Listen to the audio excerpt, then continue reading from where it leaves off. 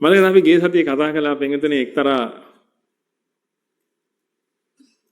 මහත්මියක් ගැන. එතුමියගේ කයේ අසනීපයක් තියෙනවා නමුත් හිතේ අසනීපයක් නැති. එතුමිය කිව්වා මතකද පොඩි පණිවිඩයක් ඔබට එවන්නම් කියලා. එතුමිය මේ පණිවිඩය එවලා තියෙනවා. පුටුවේ ඉඳගෙන නේද ඔක්කොම ඉන්නේ. මෙහා පැත්තේ ඉන්න කෙනා එක පාට මෙහෙම යන්න ගියොත් අල්ල ගන්න. අයින් වල ඉන්න අය. ඒතර ඔබට දැන් අපි කිව්වනේ මේක. අපි කිව්වට ඔබ ගත්ත ප්‍රමාණය කොච්චරද කියලා ඔබ දන්නවා. එතුමියගේ පණිවිඩය අහලවත් දෙයක් ගන්න.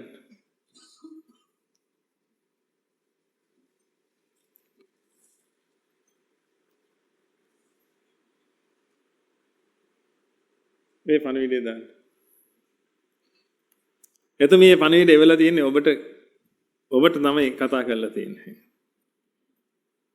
ඔබට අහන්න පණිවිඩය එවලා තියෙන්නේ. කට්ටියට මට දෙන්න ඕනේ. පණිවිඩය තමයි අමාරු මොහොතේ පවා මම දහම කොහොමද ඇප්ලයි කරේ කියන එක. ඇත්තටම ජීවිතේ මේක ලේසි. පාසලට ගන්න එපා. මේක වඩන්න. ශාරීරික නිරෝගී තියෙන වෙලාව වඩන්න. එතකොට මේ වගේ අමාරු වෙලාවදී ඇප්ලයි කරගන්න පුළුවන්. නැත්තම් ජීවිතේම පරදිනවා, සංසාරයක්ම පරදිනවා. අනේ විහිළුවකට ගන්න එපා. ඇසෙන් ගඳුලක්වත් එන්නේ නැතුව මගේ දඬම අනානේට වගේ මානසිකාරය කරගන්න මට පුළුවන් වුණා. වේදනාව අබ්බව ඇත්ත නමුත් වේදනාව විදර්ශනා කරන්න තරම් ශක්තියක් මට තිබුණා. ඒක මගේ ගෞතම බුදු සාසනයේ මම ලැබු වාග්යක්. ඒ නිසා යතිවරයන් වහන්සේලා එනවා. ගුරුවරයා කවුද කියන එක නෙමෙයි වැදගත්. එතන නිවන තියෙන එකද කියන එකයි තමයි බලන්න ඕනේ. අනේ සුළුසුළුරයා හම්බෙලා ඉන්න වෙලාවේ මේ වැඩේ වහ කරගන්න කියලා හැමෝගෙම ඉල්ලන්නේ. කිසගිනි ගත්ත කිසගිනි වන්නාසේ කියන උපමාව මට කොයිතරම් ප්‍රායෝගිකද කියලා ඔයගොල්ලන්ට තේරෙනවා ඇති. ඒක ලේසි භාෂු උපමාවක් නෙමෙයි. ඒ නිසා කරුණා කරලා මේ ගෞතම ශාසනයේ නිවි සැනසී යන්න ඔයගොල්ලන්ට අවසාන වෙන්න කියලා ප්‍රාර්ථනා කරනවා. උත්සාහ කරන්න. දවස් ගානෙම භාවිතා කරන්න, බෞද්ධ කතා කරන්න, ඥාන කතා කරන්න. නැත්තම් උන්වහන්සේ කියනවා වගේ ශෝක වෙවි වෙලපෙවි දුවන්න මේ පාරේ. නිදහස හම්බ වෙනවා. අනිත් අය ඕන විනාවක් වෙච්චාවේ මේ පාරේ දුවන්න. සැප හොයන්න එපා මේ පාරේ. දුක් විඳ හරි දුවන්න මේ පාරේ. අනේ ගැලවෙන්න මේ සසරේ. තෙරුවන් සරණයි.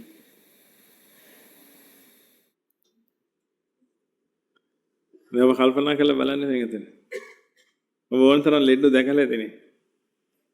ඔය ඉන්නේ මේකද බොහෝම අසාධ්‍ය වෙච්ච කෙනෙක්නේ. සහ يعني ශරීරය විකෘති වෙන්න ගත්තා කියලා කියන්නේ මිනිස්සෙකුට ඒක දරන්න බෑනේ ලේසියෙන්. එච්චරට දෙයක් වෙච්ච මිනිස්සෙකුට පින්විතනේ බන කියන්න පුළුවන් කියලා කියන්නේ. ගුරුහාඳුරන්ගේ වචන නෙමෙයිද ඔය කතා කරන්නේ.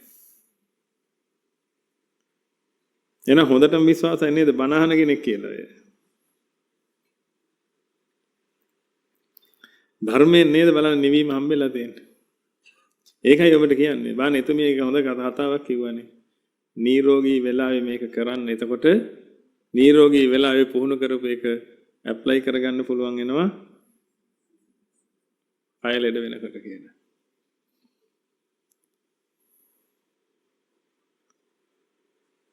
ඔබට ලෙඩ නැත්තම් දැන් කරන්න පටන් ගන්න. තරුණ දරුවනේ ඒකයි කියන්නේ. බලවට මෙහෙ එන්න කියන්නේ අපිට අසද්ද ගන්න නෙමෙයි බලව. ඔය තැනට ඔය සියලු දෙනාපත් වෙන නිසා.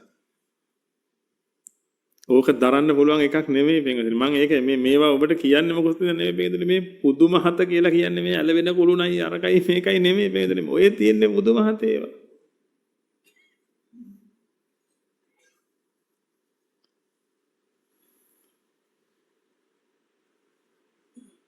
මාත්‍රයක් කම්පා වෙන්නේ නැතුව පින්වතුනි අනිත් මිනිසුන්ට පණිවිඩයක් දෙන්න පුළුවන් කියලා කියන්නේ.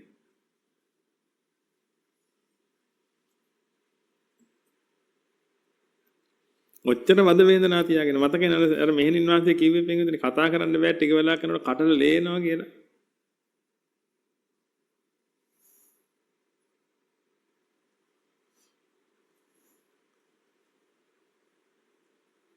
එච්චර වද වේදනාව විඳගෙන ඉන්න ගමන පින්වතුනි දහම කතා කරන්න පුළුවන් නම් දහම මනසිකාර කරන්න පුළුවන් නම් ලොකු දිනුමක් දෙන්නනේ.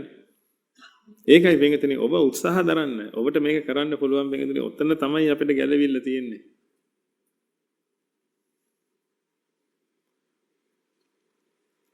ශාසනය නගන්න පින්වතුනි ඒකයි ඔබ කරන්න ඕනේ වෙන මොකුත් නෙමෙයි. ඒක අහගෙන ඉඳලා එතුමිය කොච්චර වේදනාවෙන් වෙන්නද ඔය ටික කියන්නේ නැද්ද කියලා හිතලා බලන්න ශාරීරිකව වද වේදනාව විඳිනවනේ ශාරීරිකව පුදුම වේදනාවක් ඇතිනේ පින්වතුනි. මෙහෙන් බට ගහලා ඔක්සිජන් දෙනවා එහෙන් අර මේ ශරීරයේ එහෙම මේ ඔක්කොම ගැලවි යනවා.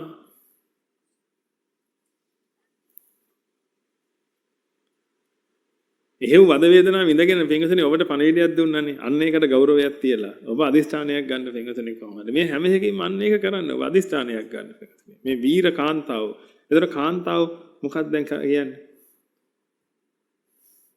කාන්තාව විමුක්තිය හොයන අය මොකද කියන්නේ දැන්? කාන්තාව විමුක්තිය හොයනවා කිය සමලිංගික අයිතිවාසිකම් දියව් අපිට කියා යන්නේ උන් ටිකක් ඉන්නවනේ පින්වතුනි වන්තර. මේ ඉන්නේ පුදන්න ඕනේ මිනිස්සු පින්වතුනි. කිරිමින්ට කොච්චර ශක්තියක්ද? ස්වාමින් වහන්සේලාට කොච්චර ශක්තියක්ද පින්වතුනි?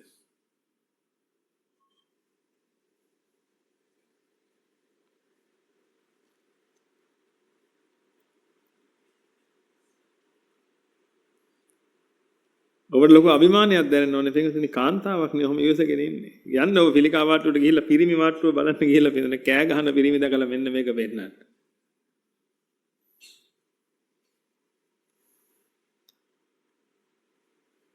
වේදනාවෙන් ඉන්න මිනිස්සු බයෙන් ඉන්න මිනිස්සු මම දැන් මැරෙයිද දන්නේ නැහැ අනේ මට බෑ කී ඉන්න මිනිස්සු.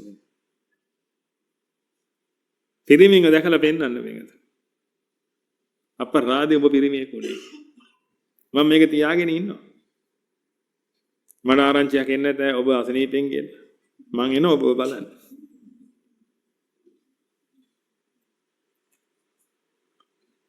කෑ ගැහුවොත්